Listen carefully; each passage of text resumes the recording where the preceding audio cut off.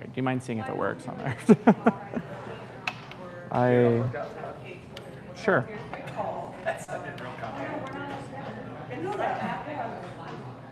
Oh, just one person watching, so it should work. Hey, Kent.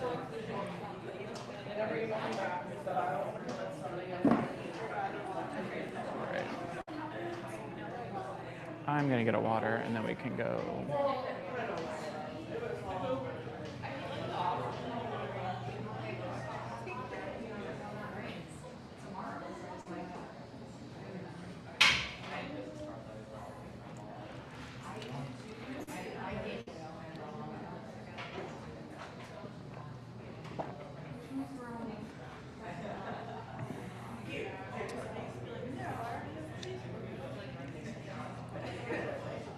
What time is it? 7 on the dot. All right.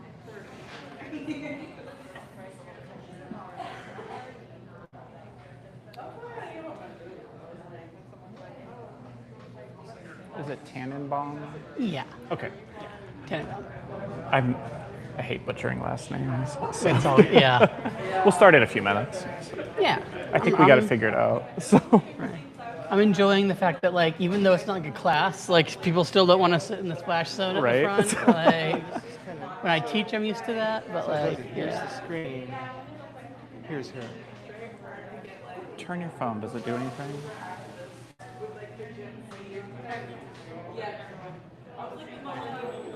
I hate that. Oh well. I think we'll be better people watching it later.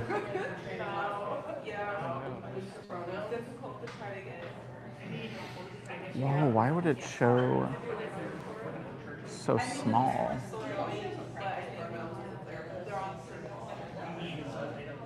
The other option is Nick's you sharing it there, and we just move the camera and get that, and then it's just her.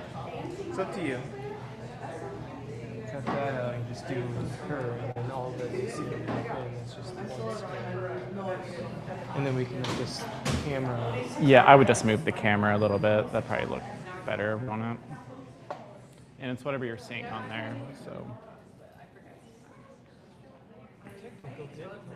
oh, good. We'll be all right. Now it's really right, and hello there. Yeah, I want to make sure that we're getting. In case it's not, like, capturing it. Yeah, the way that the Houston, I'm announcing our project. We'll roll with it. How exciting.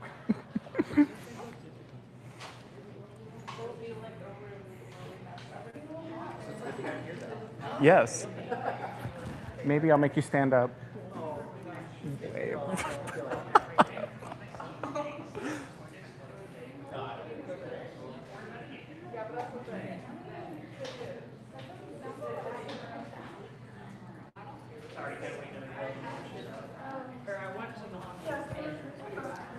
So it looks like about 30 people that reserved a ticket are not here. essentially a little bit wider, and I have it now. Previous one was 11 people. The new one was 40. That can be a little Yeah. small. But it makes it so that it's So That works where for me. are you at?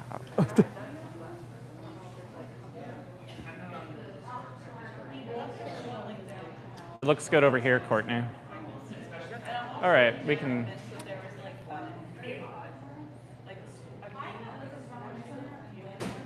you getting the top of that TV too? Yep.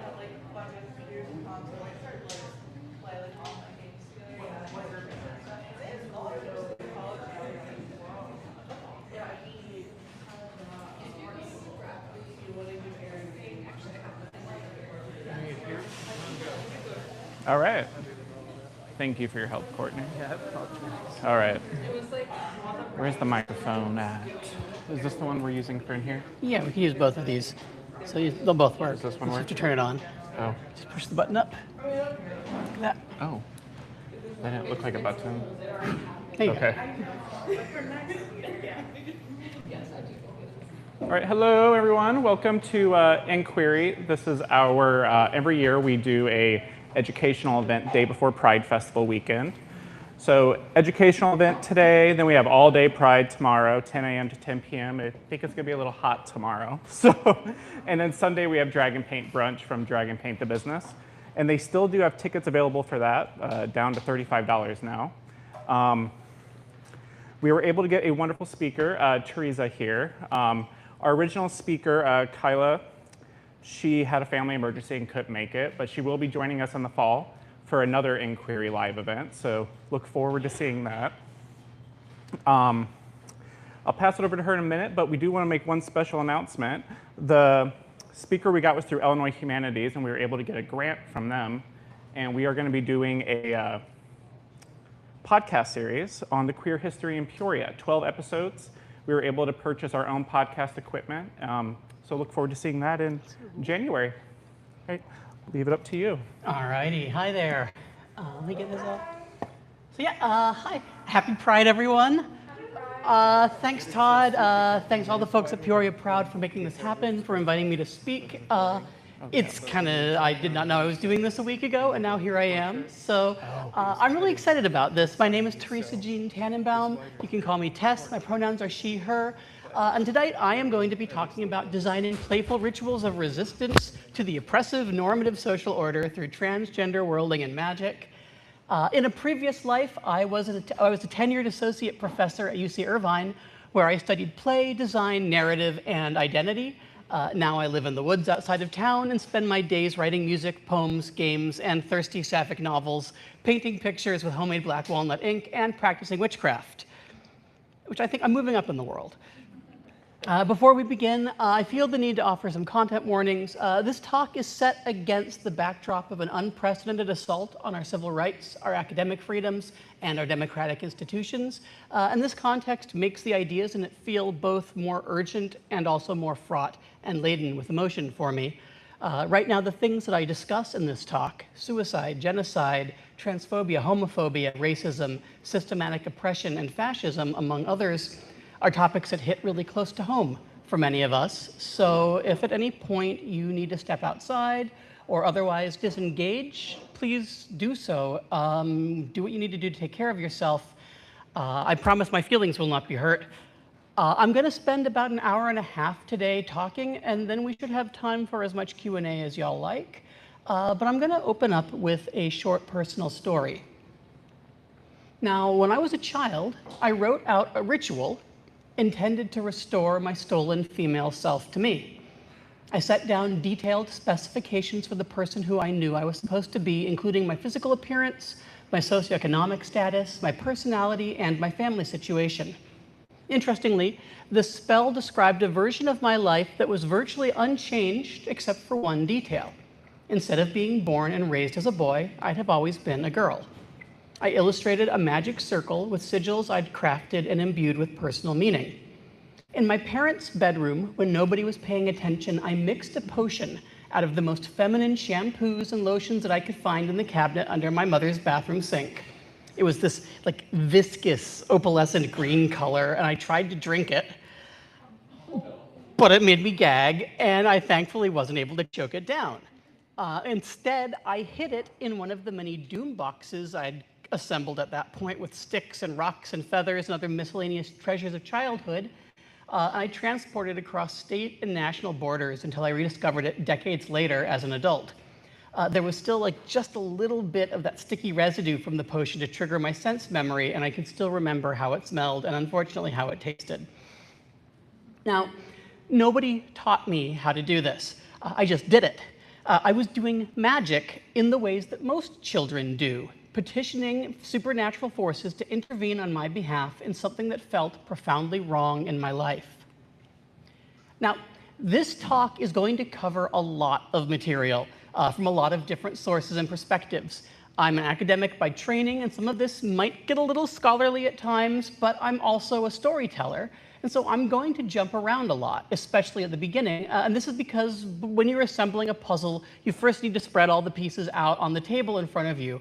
But I do promise that if you hang with it, it will hopefully all fit together by the end. Oh, I should start my rope I'm talking about magic this evening because I can't really discuss any of the other important ideas in this talk without invoking it, pun very much intended. I'm talking about myself, my experiences of gender transition, disability, and neurodivergence, because I need you to understand where I am coming from if there is to be any hope of convincing you of something that I feel is crucial for all of us if we are going to navigate and survive this moment in history and the world to come. And because I've left my academic job behind and no longer need to maintain the appearance of scholarly objectivity and respectability, I get to conjure these visions before you dressed as a witch, wearing velvet in 92-degree heat, and say things that you don't always get to say when you work for a state university or a large corporation. I get to tell you that magic, capital M, actual, literal magic, is real. That doing magic matters.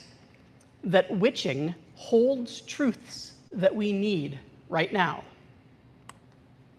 In this talk, I lay the foundation for a kind of emancipatory design magic. My approach to emancipation owes much to Simon Susan's 2015 article in the Encyclopedia of Political Thought, where he writes that emancipation refers to an entity's liberation from control, dependence, restraint, confinement, restriction, repression, slavery, or domination. When I talk about design, for simplicity's sake, I'm going to rely upon Herbert Simon's often cited definition of devising courses of action aimed at changing existing situations into preferred ones. And finally, when I talk about magic, I defer to Amanda Yates Garcia, the Oracle of Los Angeles, who wrote that magic is the ability to transform reality according to our will. It is my goal with this emancipatory design practice to help restore agency and power to those of us who have suffered at the hands of the oppressive normative social order. And in this sense, I am as much an activist as I am a scholar. Activism, design, and magic might seem on their surface to be three distinct domains, but there is a thread of similarity that connects them. They are each frameworks for invoking and materializing seemingly impossible desires for ourselves and our world. Now, in the fall of 2019, right after I came out as trans, LARP scholar and designer Annika Varen was a visiting scholar in my research group at UC Irvine. She introduced me to this game, Twain, a single-player pervasive game created by Jay Lee. Twain challenges its player to inhabit a present world where they once had a twin who has since gone away. To play this game, you must briefly revise your understanding of your own personal history. You begin by journaling about your fictional childhood with this twin, following the writing prompts in the provided book. The game invites you to imagine the magical experiences you and your lost twin shared. How did your magic work? What were your adventures like? But then, your twin vanishes, and so does the magic you two worked together. The world that you now inhabit, mundane, quotidian, and ordinary, suddenly feels empty of something that you hadn't known you were missing until reminded of its absence. A longing for a childhood that never was.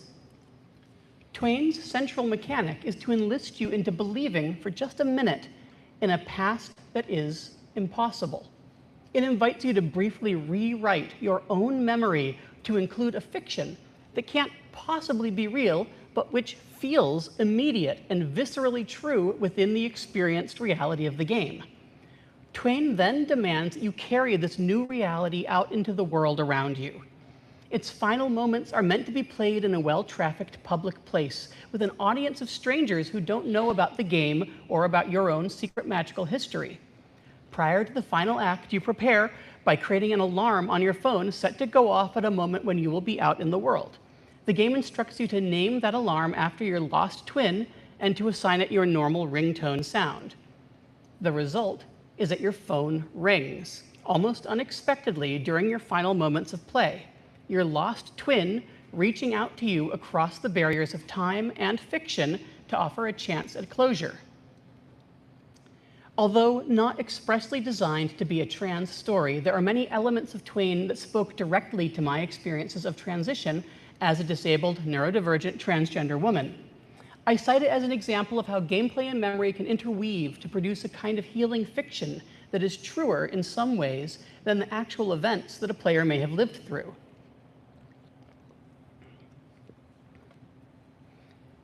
Jumping back further in time, in 1995, White Wolf Games released Mage: The Ascension, 2nd edition. Some of you are smiling, you might recognize this.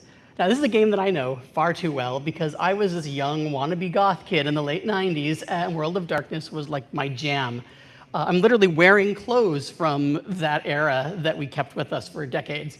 A more flippant version of this talk might be titled, Mage Taught Me Everything I Needed to Know About Real Magic 25 years ago, but I didn't understand it until I was in my 40s.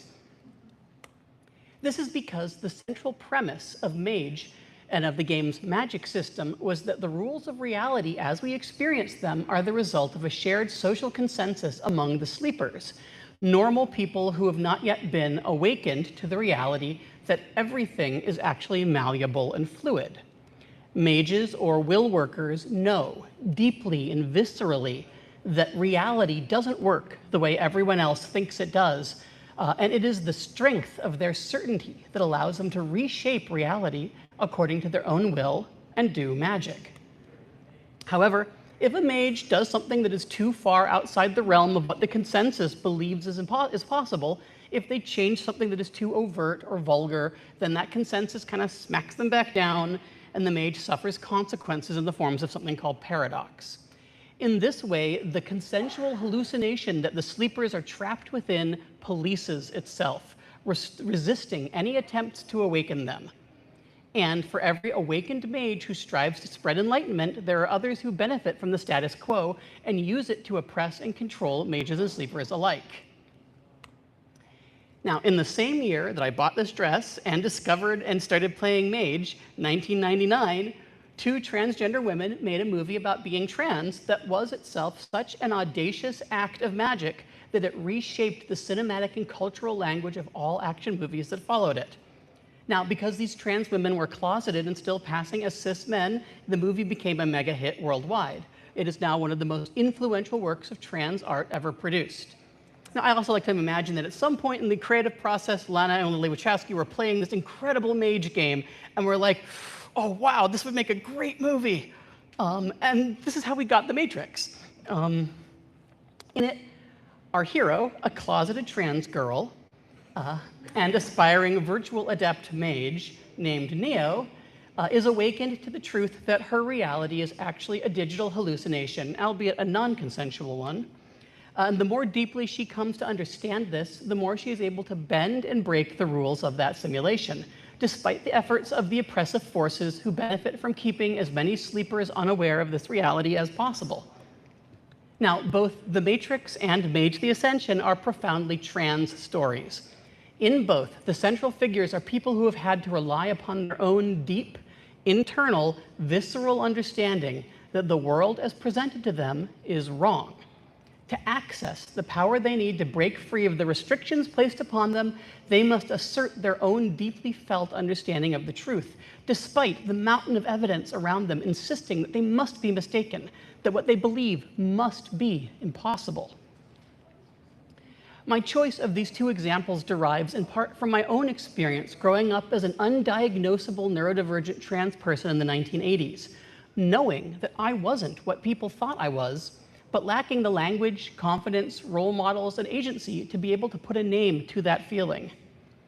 In the absence of those things, I lived unknowingly in a state of disconnect from the world around me, unable to explain my fascination with fantastic stories of kids who couldn't fit into this world, kids who grew wings, animals, or turned into monsters and unicorns who transformed into women.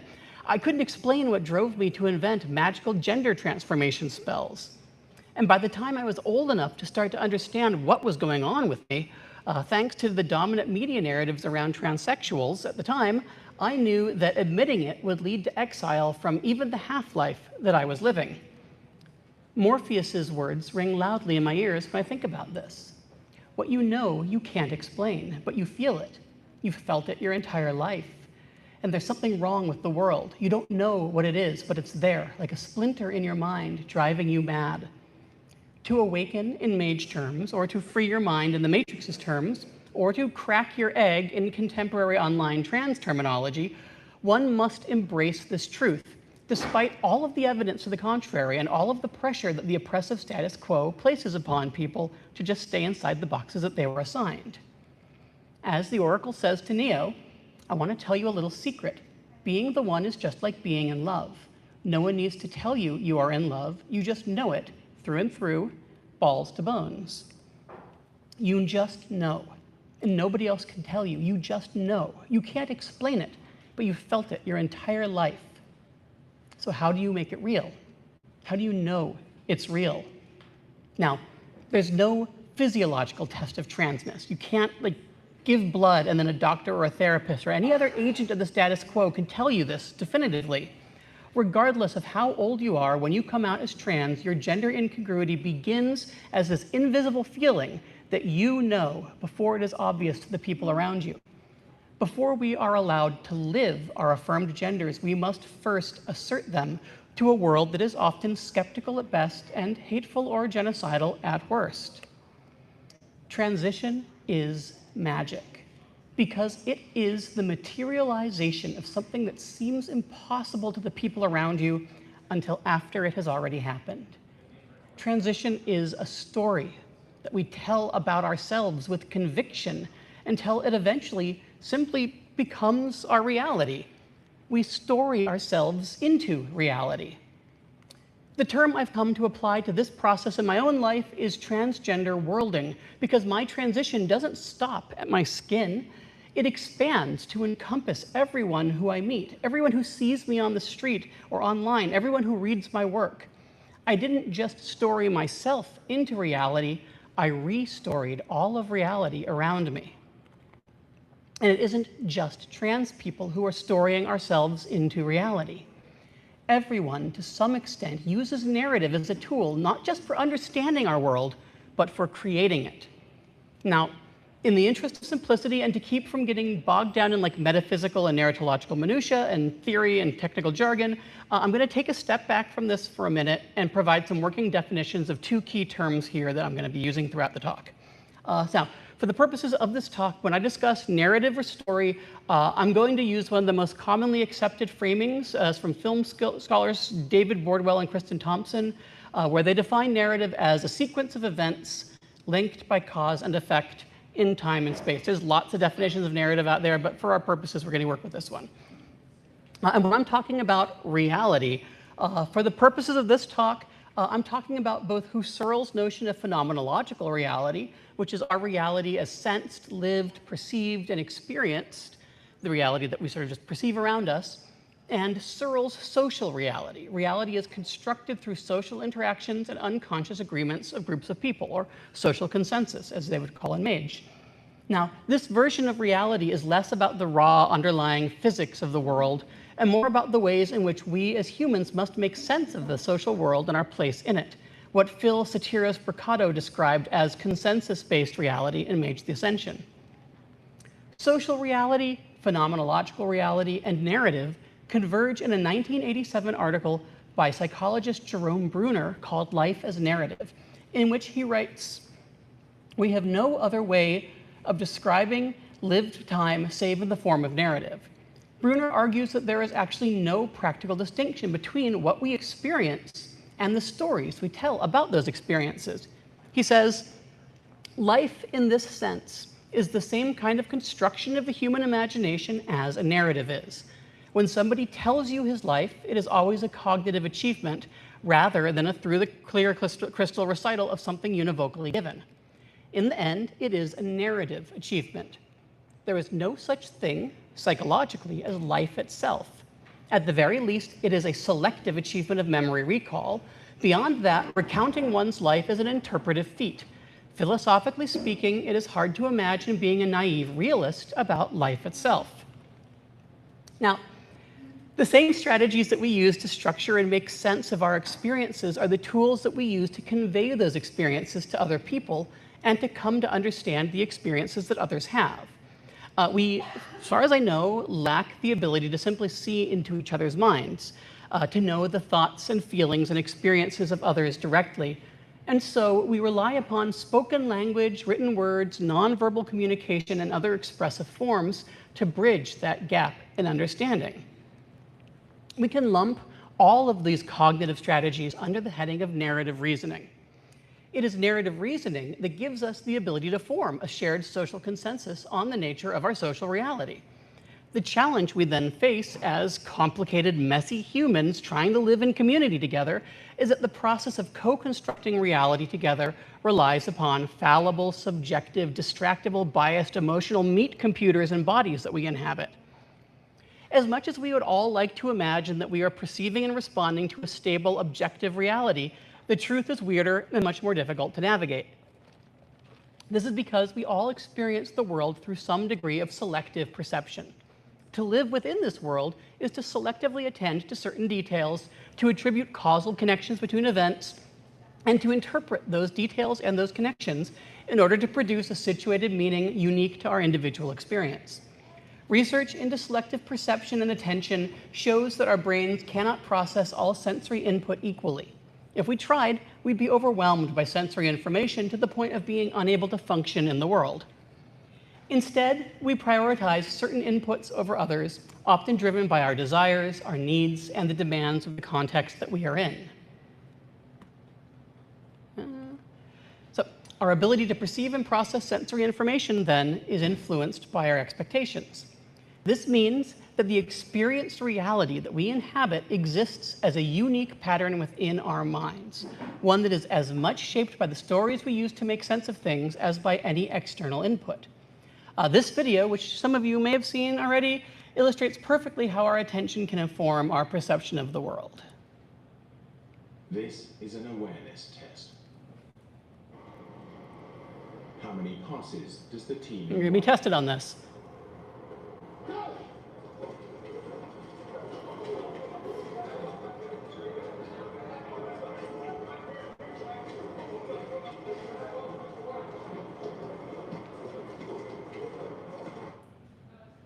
The answer is 13. How many of you got 13? Good job. Well done. Did you see the moonwalking bear? There.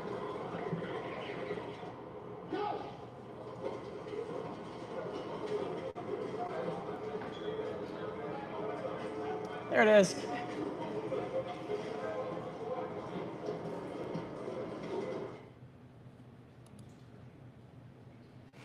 So, let's get that to stop, maybe.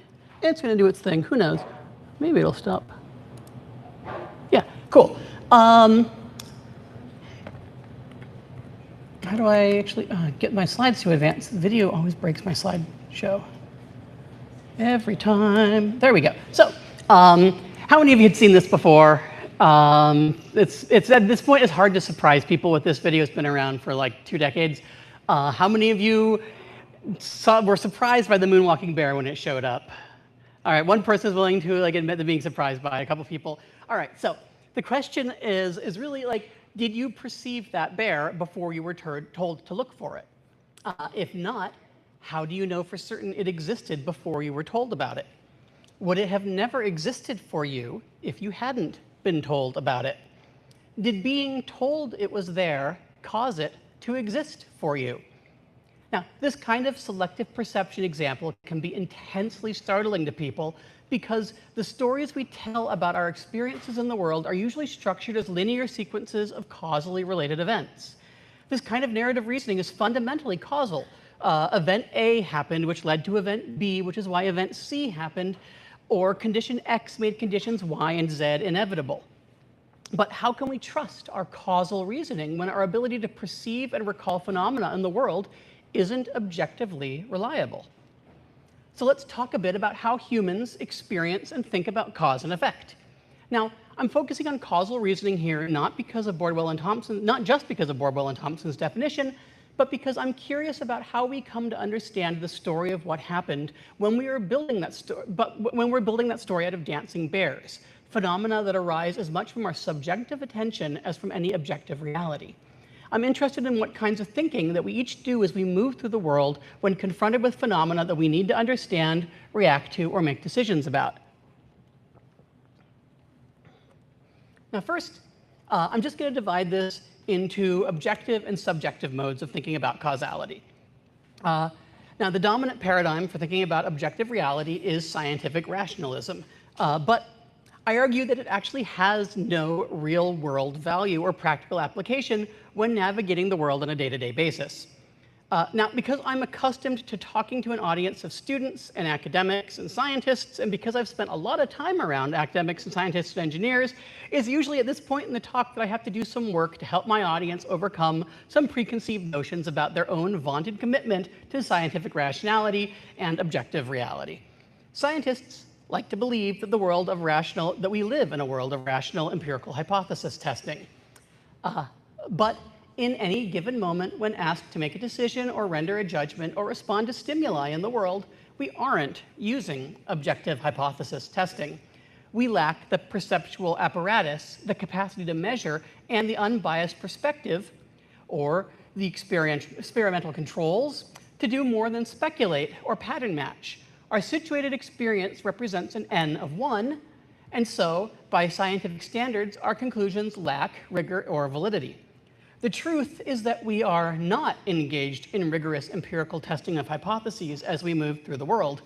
Instead, we move through a subjectively experienced world, drawing conclusions about our reality with a limited, overloaded sensory processing system. Our brains use the same mechanisms that evolved to protect us from large predators to respond to something startling, like a balloon popping in our faces. And in fact, I'll just add that one right here under objective because it occurs at the level of stimulus response. It isn't until after the initial shock that our narrative brains assign meaning to our gut reactions. Now, despite the reality that our sensory processing systems of necessity miss more than they perceive, we compensate with an extraordinary capacity for pattern matching. This is where we get into subjective strategies for thinking about causality. Now, I've already waved my hands at some of these terms, so we're not going to spend too much time on them. But you can think about these as strategies that our brains use to make sense of the world as presented to us. The first is narrative thinking, which is where we attribute causal connections between correlated phenomena according to previously observed patterns. I saw something happen this way before, and so I believe it might happen this way again. The next is magical thinking, which is when we attribute supernatural explanations to perceived correlations between causally unrelated phenomena. The third is synchronicity, which is a Jungian concept describing correlated phenomena that appear meaningfully related, but that lack discoverable causal connection. And then finally, we have apophenia, which is our tendency to perceive meaningful causal connections between obviously unrelated phenomena. And now, aside from narrative thinking, these other three feel a little, like, dare I say, wishy-washy. And it's true that our society categorizes an excess of any of these modes of thought as pseudoscientific at best and pathological or delusional at worst. But, like it or not, we all engage in each of these forms of reasoning because our brains like it when causality lines up. So much so, in fact, that they will seek out connections between events that lack causal links. And no matter how many times science reminds us that correlation does not equal causation, synchronicity still feels kind of spooky, but it also feels meaningful. And this is where I think being a scientist who is also a witch is an advantage, because magical thinking, synchronicity, and apophenia aren't just like woo-woo thinking. They are the work of these sophisticated pattern matching engines inside our skulls. So, if I see a praying mantis when I go to get my mail, and then the next day I draw a card at random from my tarot deck that has a praying mantis on it, then I'm going to be on the lookout for another praying mantis. Because I, like most witches, and most people, tend to group things and tend to like things when they come in threes. Now, I know that objectively, seeing a praying mantis in these first two contexts is pure coincidence, that seeing the first one didn't cause that second one to appear. And yet, some part of me is still going to be looking for that third praying mantis. And because I am looking for it, I'm likely to find it.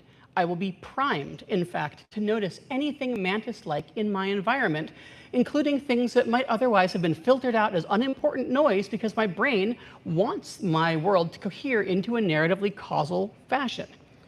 And if this is true, If a chance correlation could wire up my perceptual system to sift and attend to the deluge of sensory perceptions that comprises the raw material from which my reality is built, so that I am then primed to notice something that I wouldn't have otherwise, if seeing 2 praying mantises makes noticing a third more likely, then might we not say, in this instance, correlation does indeed equal causation? Take that, scientists. Now, there is an actual scientific term for this, and it is known as anticipatory pattern reinstatement. There's a 2017 article entitled Discovering Event Structure in Continuous Narrative Perception and Memory. And in this is a study of brain activity of people experiencing and then recounting stories. The authors write, high-order event boundaries are coupled to increases in hippocampal activity, which predict pattern reinstatement during later free recall. These areas also show evidence of anticipatory reinstatement as subjects listen to a familiar narrative. Based on these results, we propose that brain activity is naturally structured into nested events which form the basis for long-term memory representations. That's very technical, I know. In other words, not only do we use narrative causality to structure how we store and later access information, but those patterns also structure how we anticipate and make sense of that information. Thus, when I say that the stories we tell about our experiences shape our reality, I'm being quite literal. Jerome Bruner writes, the culturally shaped cognitive and linguistic processes that guide the self-telling of life narratives achieve the power to structure perceptual experience, to organize memory, to segment and purpose build the very events of life. In the end, we become the autobiographical narratives which we tell about our own lives. Bruner argues that the stories we tell about ourselves and our pasts don't just describe where we have been, they determine who we are now and who we might become. He writes, I believe that the ways of telling and the ways of conceptualizing that go with them become so habitual that they finally become recipes for structuring experience itself, for laying down roots into memory, for not only guiding the life narrative up to the present, but for directing it into the future. I have argued that a life as led is inseparable from a life as told, or more bluntly, a life is not how it was, but how it is interpreted and reinterpreted, told and retold. The events of our lives are the stories that we tell about them. And it is here that I'd like to take a minute to bullet point the big takeaways from Bruner, because they're kind of fundamental to understanding the points I'm going to make for the rest of the talk. The first is that our experiences of reality are not objective. Narrative and story structure and inform how we structure our memories and our perceptions. Consequentially, narrative logic informs the possible futures that our lives can take. And finally, the stories that we tell about ourselves and about our lives create certain possible futures while foreclosing upon others. Bruner calls this narrative as reality. I call it magic. We are made of stories. Those stories structure how we recall our experiences. Those stories structure how we communicate our experiences to each other. Those stories structure the possible futures available to us.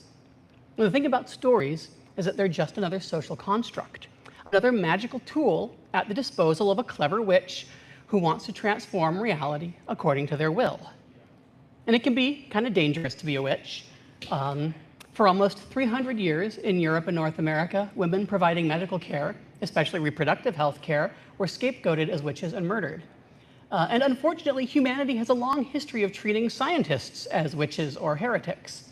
It often doesn't even matter if the science is any good, if it contradicts the narratives upon which the status quo is built. Perhaps most infamously, Galileo died under house arrest, accused of heresy by the Catholic Church because he championed a heliocentric model of the solar system that contradicted the religious consensus at the time. This is because there is often a misalignment between what science can observe, detect, and demonstrate, and what our social reality is able to integrate into itself. So we're going to look at, for a moment, some examples of scientists doing something that I'm now going to describe as a kind of magic. these scientists have something that they know that is not yet widely accepted or understood within the broader consensus of reality, and so it only exists locally for them. In order to move this truth from their local sphere into the more broadly accepted reality, they use storytelling techniques to conjure a vision of the world shaped by this truth known only to them. In doing so, they manifest that truth into the world. They essentially use narrative to make space for people to believe that something is possible that was previously unthinkable. Now, I'm talking about a technique that has gained a lot of popularity in the scholarship around design and human-computer interaction, and that technique is called design fiction. My favorite definition of design fiction comes from an interview that Bruce Sterling gave in 2012, where he called it the deliberate use of diegetic prototypes to suspend disbelief about change.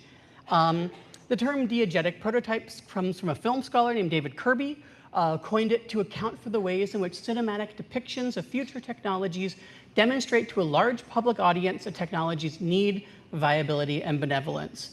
I'm using some terms from narratology and narrative scholarship. So a diegetic object is one that exists inside the reality of the fictional world. It's something that the characters have access to in addition to the audience. Design fiction, then, represents a scientific advancement within a narrative world in a way that makes an argument about the role of that technology within our society. And this was me with Bruce Sterling right after he told me that he hated my art. So yeah, proud of that one. One of the most, and these slides I'm realizing now showing my age here, but one of the most successful examples of diegetic prototype is the gestural interface depicted in 2001's Minority Report. How many of you are familiar with at least this in passing, if not like fully familiar? Okay, cool. This will actually land then.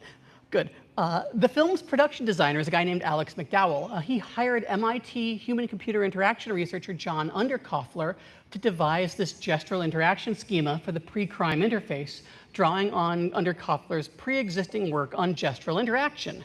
Now, Underkoffler was a design researcher suddenly given access to the full power of Hollywood special effects to visualize how these interfaces might evolve beyond the rudimentary prototypes that were in development in his lab at the time. The result was a cinematic depiction of gestural computing that millions of people around the world saw. What had once been an obscure thread of user interface research suddenly became a commonplace vision for the future of computing, and suddenly it took off. And a few years later, we had the Kinect and the Wii and all these other sort of like early examples of gestural interaction. These have been around since the 1960s. He had been working on these things.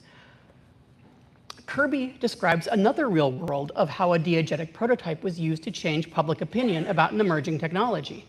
In the early 1980s, a team of medical doctors and researchers led by Robert Jarvik and Denton Cooley designed the first artificial human heart.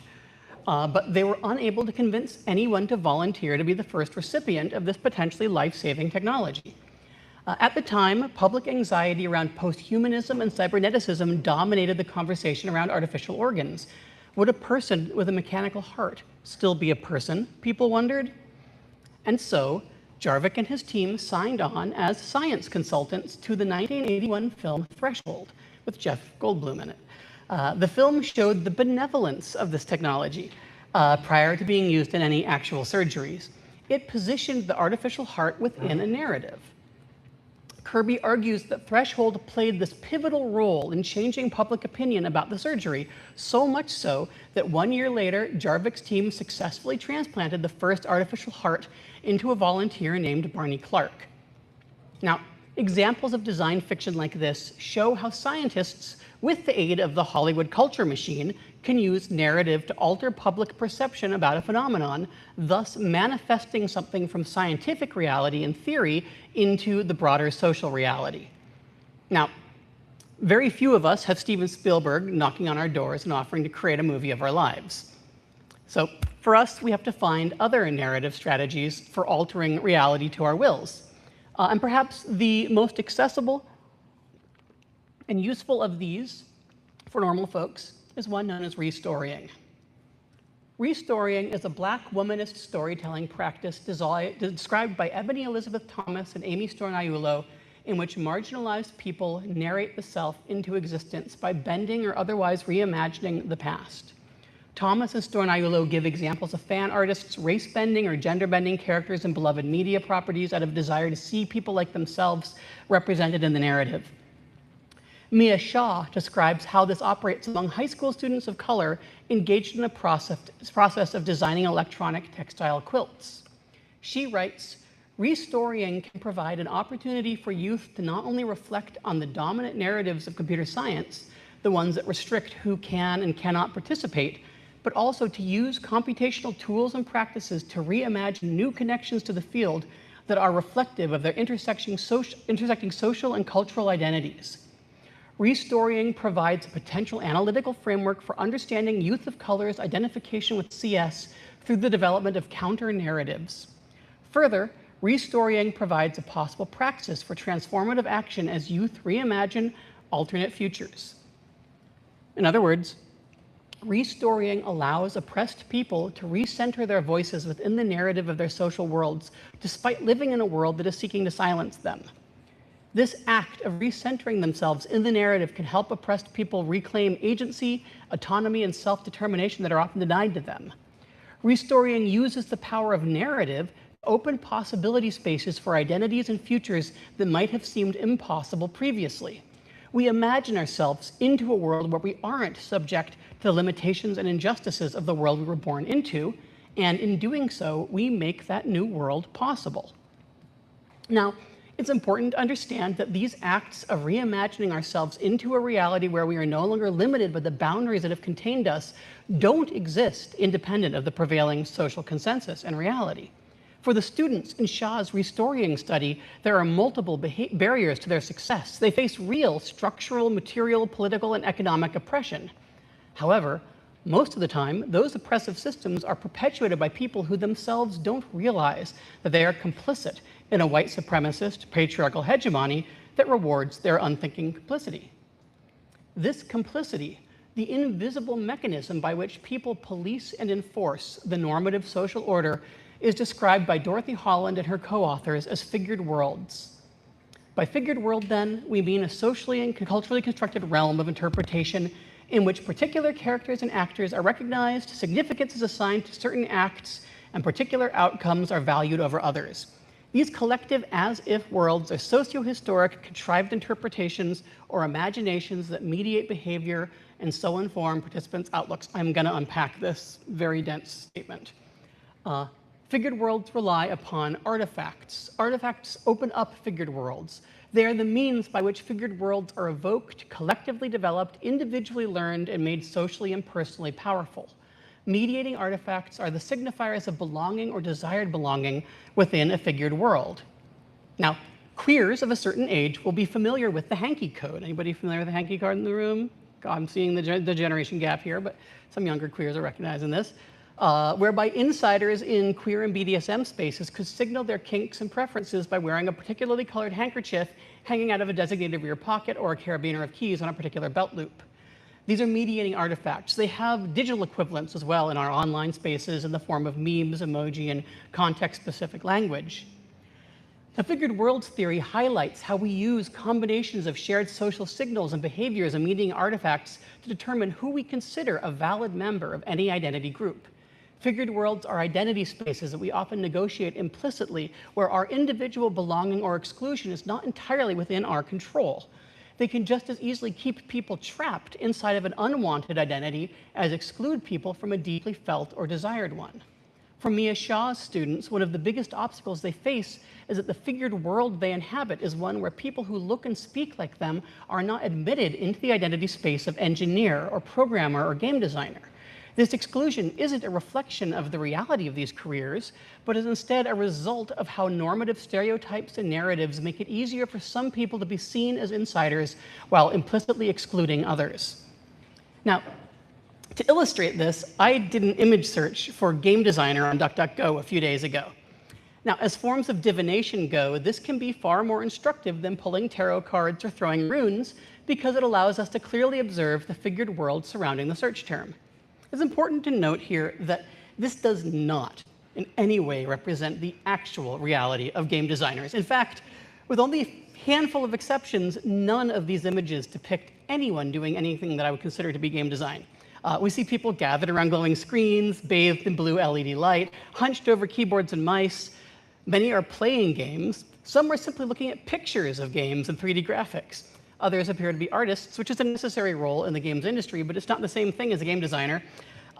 What we see here instead is a fantasia of game design, an imaginary of how the normative social order represents the role of game designer, a kind of corporate platonic ideal for who is and isn't permitted to inhabit that identity. It is, in a very real sense, a manifestation of the narratives that capitalism uses to police belonging within that world. Now, of these 28 images, only 22 of them have clearly visible individuals in them, about 41 people in all. Now, our goal here now, as witches, is to divine the nature of the figured world of game designer as represented in this sampling. Who gets to be one? Who doesn't? The first thing you might notice is that there are no visibly queer, trans, non-binary, or gender non-conforming people visible. So for the rest of this section, we're simply going to work with binary genders on display. Now, what happens if we remove every white man from these images?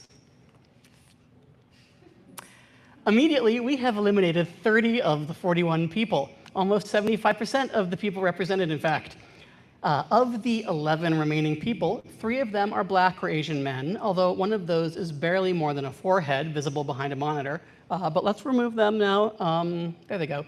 We're left with 8 women, all femmes, except that these 3 white women are actually the same AI-generated slop character, which means we only have 6 unique individuals represented in these images.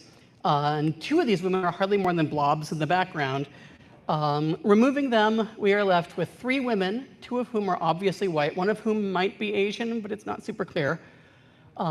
It's also worth noting that 2 of the women pictured in this search, 1/3 of all unique femme-presenting individuals, are shown as needing a man to explain their job to them. Finally, I would be remiss in pointing out that despite having told DuckDuckGo to hide AI-generated images, only 8 of the 28 images might be actual photographs of actual humans and not AI slop.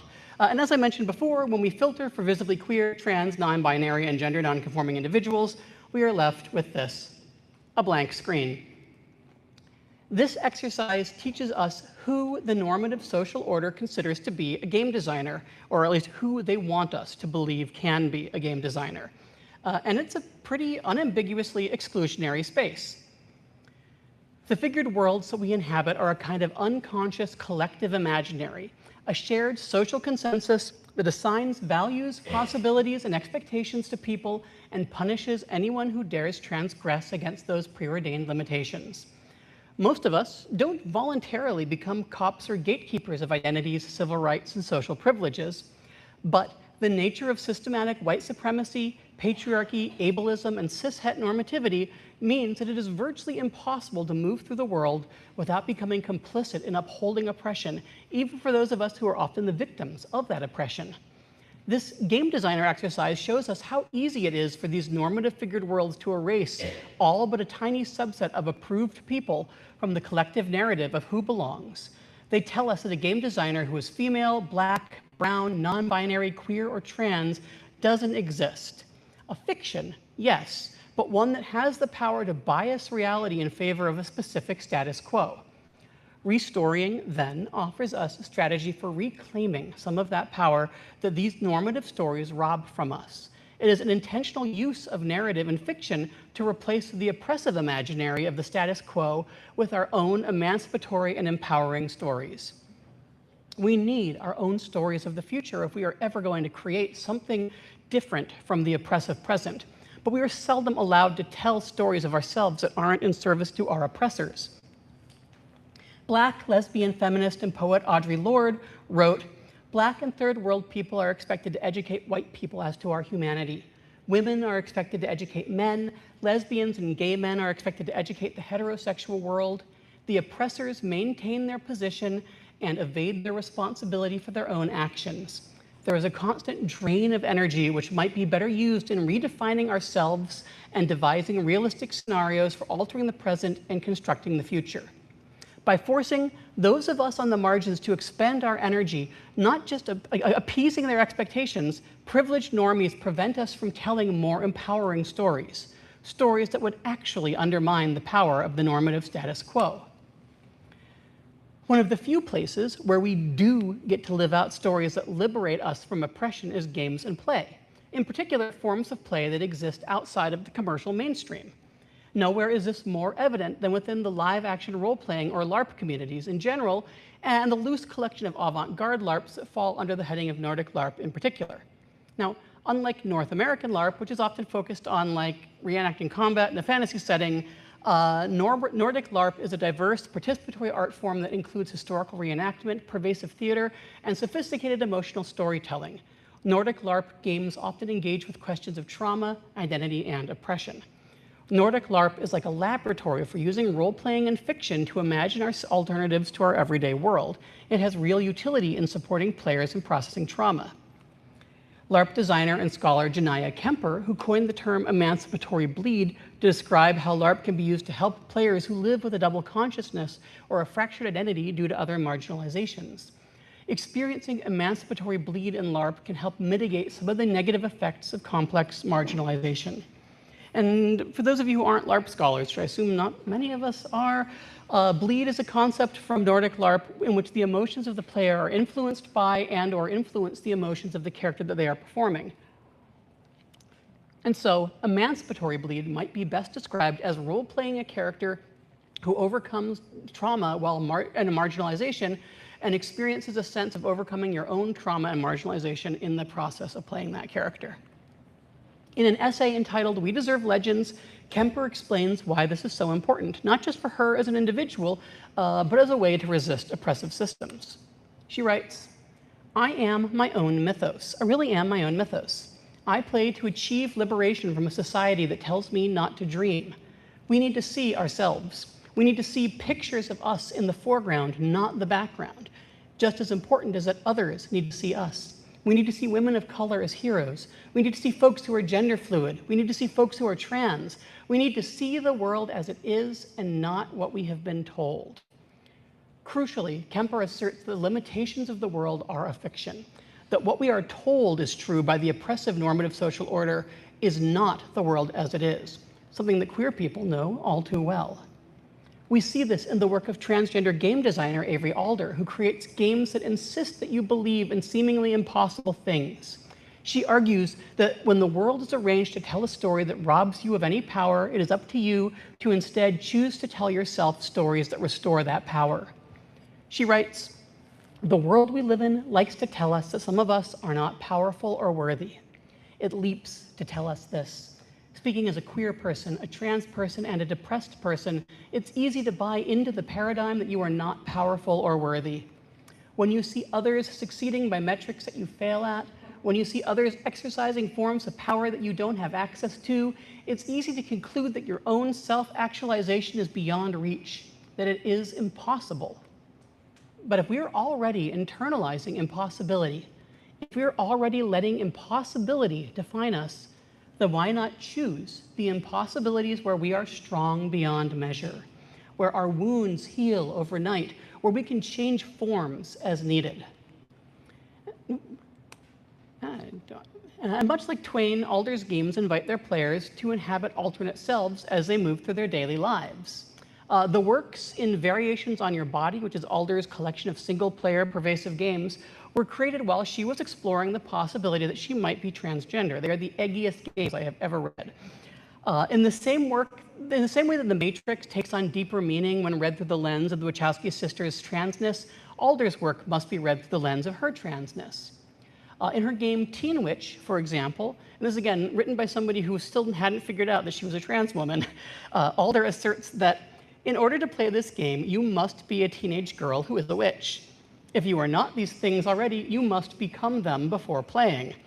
She offers advice on how to become a teenage girl, inviting players to start with a fiction and explore it until it becomes real. It's the eggiest game. She writes, "There is an important truth about the world that must be understood and trusted if this game is to work. That something is a fiction doesn't make it any less real."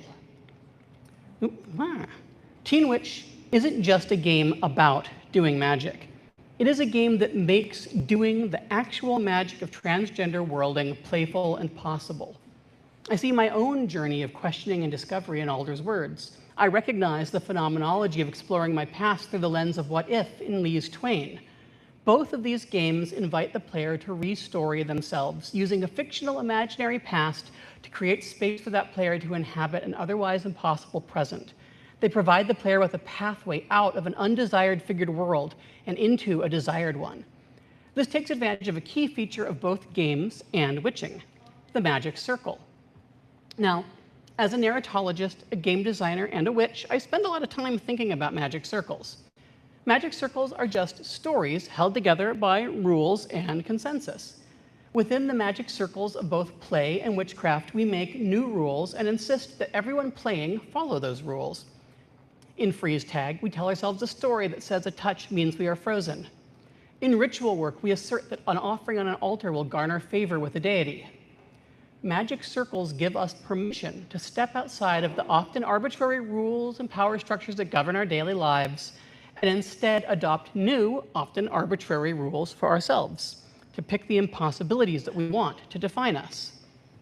The notion of the magic circle in games was coined by one of the earliest theorists of play, Johann Huizinga, in his 1938 book, Homo Ludens. Huizinga's initial concept was written to describe how games suspended the logics of the normal in order to function. He writes that just as there is no formal difference between play and ritual, so the consecrated spot cannot be formally distinguished from the playground. Like magic, play and games are set apart from the normative social order, or rather, they are carved out of the mundane world through assertions of meaning. Making a game at its simplest is a decision to assign meanings to things that deviate from those agreed upon by the unspoken social consensus. Then getting anyone else to play that game requires magic, at least at first, because one has to convince another person to set aside their commitments to the normative social order, at least for a short while. This is what Bernard Suits meant when he described the illusory attitude. To play a game is to attempt to achieve a specific state of affairs using only means permitted by rules, where the rules prohibit use of more efficient in favor of less efficient means, and where the rules are accepted just because they make possible such activity. The magic circle of a game, in other words, gives people permission to deviate from the norm in ways that they might never contemplate outside of play. The game of karaoke, for instance, gives people permission to sing in public who wouldn't otherwise ordinarily sing in public, unless you're me and you do it anyhow. Successful games do not remain apart from our social order. Instead, our consensus stretches around them, absorbs them, and normalizes them while still holding them apart from the rules of daily life. Think about how much people have been obsessed with the World Cup for the last few weeks and how much that's gotten integrated into every aspect of online life. I don't even follow the World Cup and my feed is filled with it. And like a cell in an organism, the membrane separating game from the rest of life is permeable. Meanings can pass back and forth across it, informing both realities. To call back from the term in Nordic LARP, things can bleed across the gap between game logic and mundane logic. It is this transfer of meaning across the boundary of the magic circle that gives games so much potential as a site for real witchcraft and real change-making. Now, in many ways, I don't distinguish between magic and game design. Both practices use systems of symbols, attribution of arbitrary meanings, and ritualized, structured behavior to carve out moments in time and space that take on significance beyond the ordinary. The rules of games and magic are freeing.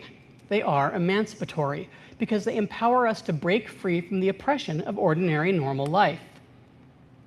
Now, one of the things that helped me realize that I might be trans and that I might want to transition is that I started to play games with the idea of my gender. This is in 2017, several years before my egg cracked and I started my transition. And at that point, I had contemplated the possibility of transitioning since I was a teenager, but I had remained certain that it was clearly impossible for me to ever be seen as anything other than a man. I found myself inhabiting a kind of magic circle where the rules around gender that I felt trapped by could be changed. I started thinking, what if, just for fun, I let myself pretend that I'm a girl? How might I explore that possibility space? And so I did what a lot of trans people have done in the last decade. I plugged some pictures into FaceApp, which was still in its infancy in 2017, just to see what I might look like. Wouldn't it be funny? And these were the results. I tried real hard to pretend that these didn't shake me to my core. but they were like a grenade dropped down a mine shaft. Even though I couldn't see the explosion, I felt the reverberations. I started to plan a new game to play with this tool. I was going to create a Facebook profile for myself and give it a woman's name, and then any photo I took of myself at any point in the future, I was going to run through FaceApp so that I could create a social media profile for the girl version of me who was living her best life. I'd then erase all traces of my male Facebook page and instead just post through this filtered reality instead. As it turns out, it was actually a lot easier and better to start estrogen. And so in 2019, I did. When I started to transition, I struggled to process all that trauma that I'd accumulated from decades of not being seen as myself. My transition has left me with a head full of memories that don't feel like they belong to me. But even worse, large portions of my childhood are just this blank spot. This is due to a process known as dissociative amnesia, one of the ways that our brains protect us from complex trauma. And you remember that spell I talked about at the very beginning of this talk? Well, I carried that sheet of paper with the ritual instructions on it in my wallet for years. Again, there were no signs, very eggy behavior. Eventually, I transferred it to a jewelry box, which I kept by my bedside table. When I started my transition, I took comfort in this piece of evidence that I wasn't delusional in my conviction that I had always felt like I was a girl, despite having lost so many memories due to dissociative amnesia. And most of my magical practice is informal. It's a way of orienting myself to the world, of recognizing my obligations to others, of connecting myself to my own environment. But this ritual was big magic. It was slow magic, but my presence here today is all the proof I need that it was real magic. Now, on this side of transition, I am doing a new kind of personal gender magic. I'm looking back at my childhood and trying to reconcile the few memories that have survived with the knowledge of who I am. I started doing this right after I finished playing Twain, inspired by its power to restory my memories into a kind of healing fiction. By intentionally restoring my traumatic memories of an incorrect childhood into an affirming one, I get to reclaim some of the girlhood that was my birthright but was denied to me. I'm practicing a very personal kind of magic. Now, at the very beginning of this talk, I made the claim that transition is magic because it is the materialization of something that seems impossible until after it has already happened. I described it as a story that we tell about ourselves with conviction until eventually it simply becomes our reality. It's a claim that has been met with some skepticism when I speak to scientists and academics. After all, magic is something that we're used to thinking of as fictional, and we often mean fiction to mean not real. But I'm hoping by this point that the examples I've provided and the theories I've introduced have opened you up to the possibility that fiction is not just very real, but that in fact it is everything. We lead lives stitched together with stories. We inhabit a world of overlapping and competing fictions. We rely upon narrative to not just structure our communications, but to shape our memories, our identities, and our futures. It is a profoundly human kind of magic, and it is invisible to most people. It isn't until we need to tell a story that seems impossible that we discover how powerful this is. For those of us who step outside of the approved and accepted narratives, this kind of magic suddenly becomes a lifeline. We become witches, whether we mean to or not. Becoming a witch is much less about dancing sky-clad beneath the full moon, collecting candles, crystals, and herbs, and casting spells, than it is about stepping outside of the normative social order. To better understand how I think about the relationship between magic, games, and activism, I need to tell a story about my relationship to a woman I view as one of my witch ancestors, the interdisciplinary avant-garde filmmaker, poet, photographer, scholar, activist, choreographer, and anthropologist, Maya Deren. Deren is best known for her short career as an experimental filmmaker and choreographer in the 1940s, and for her extended accounts of her time studying dance and ritual practices in Haiti in the late 1940s and early 50s. Now, in 1947, anthropologists Margaret Mead and Gregory Bateson entrusted Deren with the task of editing several rolls of film footage that they had taken on an ethnographic trip to Bali.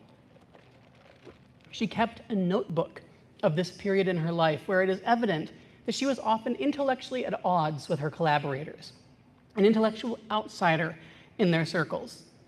At one point, Maya is hosting a party where Margaret Mead offhandedly refers to her as a witch, unknowingly triggering an almost existential crisis in her. Mead and Bateson, informed by their anthropological perspective of how Balinese subjects conceptualize witches, associate this with acts of intentional evil and superstition such as eating babies and casting evil eyes. And yet, Darren knows two things without knowing how she knows them.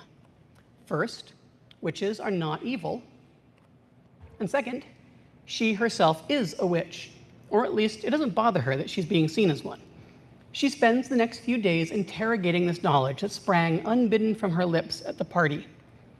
She realizes that once she sets aside the moralistic perspective of her colleagues and the colonialist perspective of her colleagues, she feels an intense kinship with the Balinese witches. She recognizes herself in them. Now, I first encountered Darren's work through her films when I was a graduate student, but it wasn't until reading her 1947 notebooks during the pandemic that she became a significant figure in my own personal development as a witch.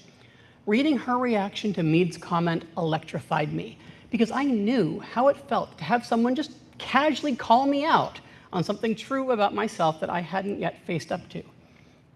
It happened when a trans friend of a friend asked me if I'd considered starting hormones, and I unthinkingly answered, yeah, I think I want to try them. And at that moment discovered that I meant it, even though I hadn't previously said those words aloud or even admitted it to myself. It happened when an autistic friend asked me if I'd ever considered that I might be autistic, and I instinctively responded, yeah, I'm pretty certain I am, before realizing exactly how deeply I had buried that knowledge. These moments when suddenly I was facing something about myself that my own internalized transphobia and ableism, those immensely fraught stereotypes I'd unknowingly been perpetuating, had kept me from knowing, laid bare and glistening and painful after decades of living in denial. Now, Darren's existential crisis goes on to lead her to write about witches in terms that capture something about my own experiences of the world and how it changed when I came out as trans and when I realized I was autistic. She writes, "A witch is actually a successful, in the sense of surviving, deviant. You have a cultural, ideological, social, whatnot pattern which is, for that society in question, normal. And importantly, this is understood as a synonym for natural. Most people survive because they conform to these patterns, because they behave normally. But then suddenly you have someone who is not behaving normally, and usually they cannot survive, since having rejected the system and its support, they go under, so to speak, and are referred to as subnormal, maladjusted, and other such terms which have a negative relation to the standard norm. But then, suddenly, you get a deviant which survives. And since it does not draw its support from the normal pattern, and since normal people only consider themselves as natural, that deviant is understood as drawing its support from unknown or supernatural sources." Darren continues, "But it goes farther than that. For the survival of the witch, independent of the accepted pattern, means that she is simultaneously a manifestation of a non-normal order, which is apparently integrated and strong enough to sustain life. Now, it is characteristic of the normal that he cannot conceive of the simultaneous existence of dualities, that his way is the only possible way, and consequently, the sheer existence of another order capable of sustaining life is a threat and a source potentially of destruction. They are afraid, for they think, if we cannot survive without our order, how can she survive in solitude? Hers must indeed be a very powerful order to exist so independently, without all the intercooperation and individual compromise which we have to go through to survive. And if it is so powerful that it could destroy us, we must destroy it first." This backlash against witches or anyone who falls outside the normative or social order, she describes, perfectly explains the inescapable racism, transphobia, homophobia, and ableism that still permeate our society. More than that, it parallels two of the examples I opened this talk with. The same conflict between witches and the normative social order that Darren describes can be seen in Mage the Ascension, in the conflict between the awakened mages and the consensus of the sleeping majority. It is evident in the conflict between Neo and the agents of the system in the Matrix. This sense of feeling yourself at odds with normative social systems is at the core of how I experience my own neurodivergence, my queerness, my transness. And it is here at the end that things are going to get very heavy. I mentioned earlier that there are aspects of this talk that could be difficult, and we've now arrived at them. When I first started developing this talk almost 5 years ago, I talked about the horrors I foresaw on the horizon for trans people in America. I did my best to call attention to the uptick in anti-trans sentiment in legislation, especially in Republican majority states. Previous iterations of this talk had me in the guise of the Trojan prophet Cassandra, priestess of Apollo, fated to speak true prophecies but never to be believed. I now find myself on the walls of Troy watching helplessly as the Greeks pour forth from their giant horse to conquer my home. Because here I am, a neurodivergent woman, a transgender woman, and a witch. 3 impossible and impossibly dangerous things. Transgender women are so dangerous, in fact, that the people who fear and hate us seek to deny our very existence. In this sense, the experience of being trans overlaps with how Amanda Yates Garcia, the Oracle of Los Angeles, describes witches when she writes, "Many of us have been told that witches don't exist, even though we knew in our hearts that we were one. It's a special kind of erasure, being told that the thing you know you are does not exist." But witches are real. We exist.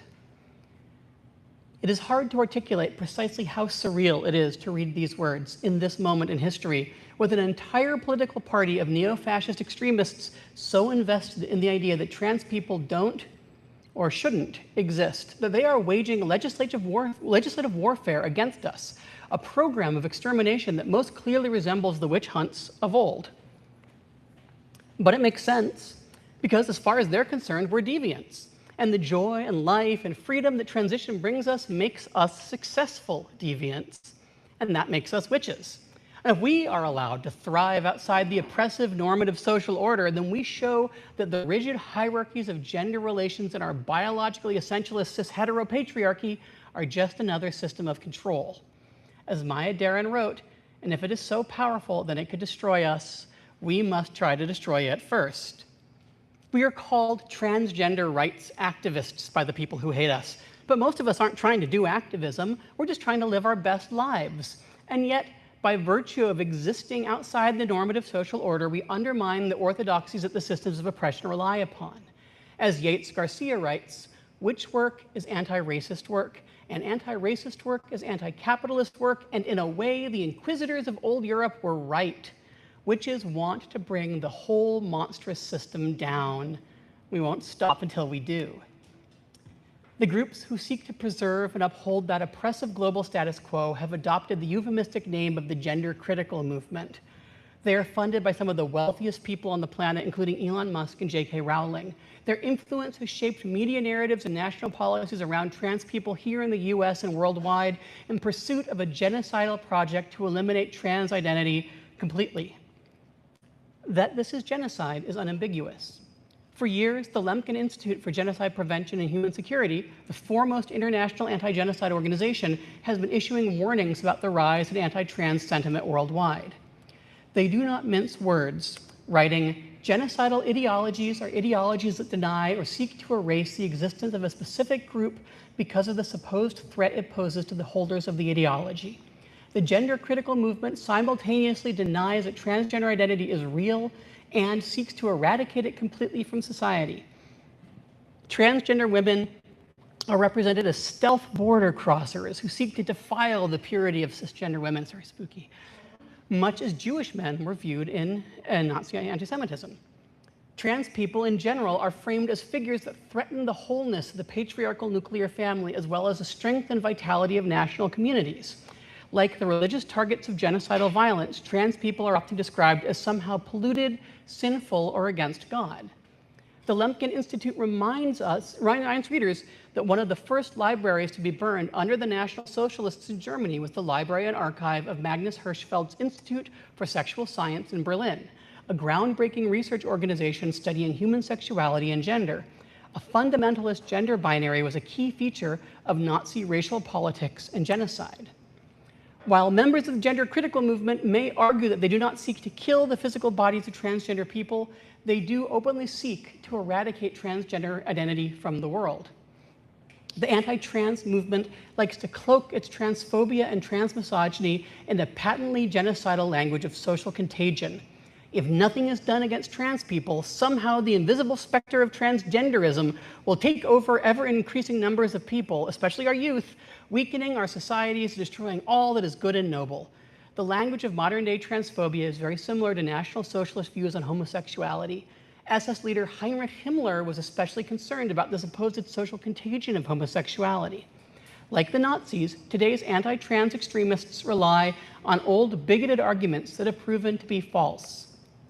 Now, I very intentionally kept the discussion of the intersection of Nazi ideology and gender identity in here because I am also a Jew. I grew up understanding that fascism and genocide might one day return for me and the people that I love. And I suppose it's no wonder that Maya Deren's words resonate across time with me, since her family, like mine, were Ukrainian Jews who fled from Kiev to New York City to escape anti-Semitic genocide. The actions of today's Republican Party are nakedly genocidal. In the last 19 months, they've put as much energy into erasing trans people from public life as they put into violently deporting, imprisoning, or executing anyone who doesn't look American enough to them. They've stripped trans people of the right to have accurate federal documentation and to serve in the military, which is a big loss. They've exiled us from public bathrooms and federal facilities, erased all mentions of us on government websites, canceled grant funding for research for, by, and about us, and shut down the government in a bid to strip millions of us of access to transition medicine. Trans people, especially trans youth across the nation, are losing access to necessary medical care, even in states like Illinois, where our legislature has passed sanctuary laws that they can't or won't enforce where our children are concerned. In previous versions of this talk, I've said, look at what they're threatening to do to me and the people that I love. Well, they have done it. They are doing it. They will continue to do it until they have made it impossible to survive here as a transgender person. In the US, we have become a sacrificial lamb, thrown aside even by our supposed allies to appease a fascist regime who won't stop with us. As the Lemkin Institute reminds us, once it becomes acceptable for one group of people to be criminalized for expressing their identity, then society becomes vulnerable to the genocidal targeting of other groups as well. In fact, anti-trans initiatives are closely tied to assaults on the rights of women, people of color, minority religious communities, and immigrants in the US and elsewhere. And yet, our civic institutions, our vaunted checks and balances, and our half-assed opposition parties appear impotent in the face of these attacks. This is because our liberal institutions are not prepared to engage in magical warfare. What we are facing is nothing less than a relentlessly powerful form of dark magic. For all of its cruelties, inconsistencies, and failings, fascism understands better than almost any other ideology how to deploy narrative in pursuit of power. We face a kind of weaponized storytelling that warps and distorts reality until something that seemed impossible, in this case the open resurgence of white nationalism and Nazism as American political movements, isn't just possible, but has already happened while white cis people were all busy saying it can never happen here. Now that it is happening here, has happened here, I am watching my straight and cisgender friends experience something for the first time that I recognize. The world is telling them a story, one where the things they know to be true and good and right have been replaced with cruelty and inhumanity.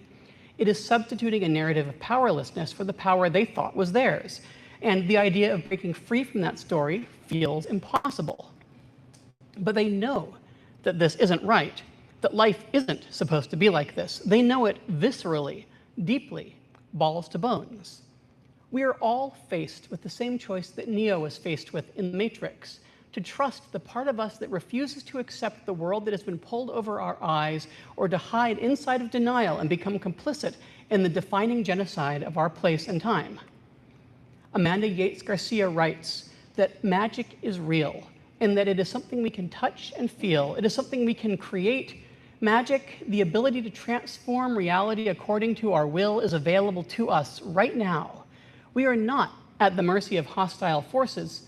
Today, in order to thrive, we need to remember that we have power, and then we have to use it. Because no matter how overwhelming the forces of our oppressors might seem, they require people to exist inside of a distortion, a lie that has allowed them to tenuously grasp power in this moment, but which isn't sustainable in the long term. It's a house of cards, a spell that they have to work incredibly hard to maintain. It cannot sustain itself without constant effort to distort reality. I know this because when I transitioned, I discovered that maintaining the pretense of being a man had required constant effort to distort reality so that I could fit myself into everyone else's incorrect expectations. The longer I tried to live inside of that distortion, the more unsustainable it became and the more miserable I felt. I know this because as an autistic person, I spent decades shrinking myself into a performance of normal human behavior to try and protect myself from neurotypical bullies who punished me for acting and thinking differently from them. And as Maya Deren so succinctly recognized, my existence as a successful deviant was a threat to the status quo, but the distorted reality that I'd suffered inside of required my own complicity in upholding it. This is what Audre Lorde tried to teach us, that when we invest our energy into fitting ourselves into the reality of our oppressors, we expend our capacity to build something better. When we free ourselves from one oppressive distortion, we begin to see that so much of what we've been told is impossible is in fact just another spell cast on us by frightened people who require our obedience and complicity to maintain their own tenuous grasp on power. We can stop giving them that power over us. We must stop being complicit in our own oppression and eradication. If we all want to restory our way free of this cursed reality that has been conjured around us, we all need to awaken, to free our minds or to crack our eggs. The spell that I cast to become myself wasn't about making something unreal real. It was about unmasking a truth that only I could know, one that requires no distortions to sustain itself. If you take one thing from my talk tonight, know that the things you believe are impossible to change can indeed be changed. As people who live outside the oppressive normative social order, as successful deviants, we have access to powerful magic should we choose to use it. Now, in this talk, I've tried to show how my experiences of transition have given me a perspective on systems of power and control that we find ourselves enmeshed in today. It is a perspective that refuses to accept the inevitability of oppression. To paraphrase Avery Alder, if we are already letting ourselves be defined by impossibility, then why not choose the impossibilities where we are powerful beyond measure? And I recognize there is a gap between this understanding and practical on-the-ground actions that we can take. And so even as I have worked to make these experiences accessible for others, I've also immersed myself in the literature of other oppressed people, both like and unlike myself. I still have much to learn because my awakening to the nature of power, narrative, and magic has been a slow one, and there is wisdom from generations of theorists, activists, and organizers who have been in the thick of emancipatory work since long before I was born. Black feminists, queer theorists, disability scholars, and anarchists have all lived their way into a set of strategies for unmaking oppressive state power that are coalescing into a contemporary politics of care. We must recognize that there is no perfect solution, and there will be no immediate resolution to the problems that we face. We can work towards a better world, and we can start doing it today. There are two key concepts that are guiding me as I navigate my own emerging response to this crisis. The first is mutual aid. Marginalized communities throughout our history have developed strategies for meeting the needs that aren't being met within the oppressive system that surrounds and encloses them. We can build resilience by creating counter-narratives where we don't wait to be taken care of, and instead take care of each other and ourselves. And mutual aid isn't charity because it exists in an ecosystem. We all care for each other because we all need care. We give what we can, when and if we can, and accept what others can give. And second, harm reduction, a term that I'm generalizing here far beyond its original meaning, which is to describe policies, programs, and practices to minimize the negative consequences associated with drug use, as a more compassionate, pragmatic alternative to criminalization and prohibition. At its core, harm reduction acknowledges that we cannot fix a system that is oppressive and harmful by design, but we can engage in thoughtful acts of harm reduction. We can be clear in identifying systems harms and developing strategies to reduce their impact without relying upon others to eliminate the sources of oppression. Now, to give you concrete examples of how I've incorporated this into my own magical practice, last spring, I taught a graduate seminar on design for civic engagement at ISU in the School of Creative Technologies. In that class, I asked my students to create their own pervasive journaling games in the style of J. Lees Twain. Specifically, I asked them to make zines, lo-fi, cheap, easily reproduced, and distributed. I asked them to incorporate an act of care into each of their games, something that leads the player to do self-care or interpersonal care or communal care. I had them distribute these games around campus. Some players made games that led their players, or some students made games that led their players to make and prepare favorite foods for friends and loved ones. Others created games that helped players understand the challenges they faced as immigrants and international students. Others made games that supported people in overcoming negative self-talk or unhealthy habits. By the end of the semester, my 14 students had put several hundred nascent acts of care into their environment, waiting to be picked up and enacted. In this way, I used my class to magnify my ongoing work towards incorporating mutual aid into my creative, scholarly, and magical practice. By the time I was done teaching that class, I had a list of games in this style that I wanted to make myself. Last winter, I created and released the first of these, a single-player pervasive journaling game called Skin Deep. Now, Skin Deep is a game that defamiliarizes your experience of your own body in ways that parallel my own experiences of gender dysphoria, disability, and chronic illness. It is played over 7 days. Each day, the player is given a journaling prompt or an activity to perform. Much like Twain, Skin Deep invites you to replace your reality with its own. It is an experience that can be as affirming and joyful or as frightening and unsettling as you want it to be or as you need it to be. And it begins thus. Day 1. Intuition. Something is changing under the surface, hidden from prying eyes, deep beneath your skin. It's early in the process, so you don't have to explain your condition yet to the people in your life. You know that eventually you will have to. Even if you can't see it yet, you can feel it. And then it asks you, sit and contemplate the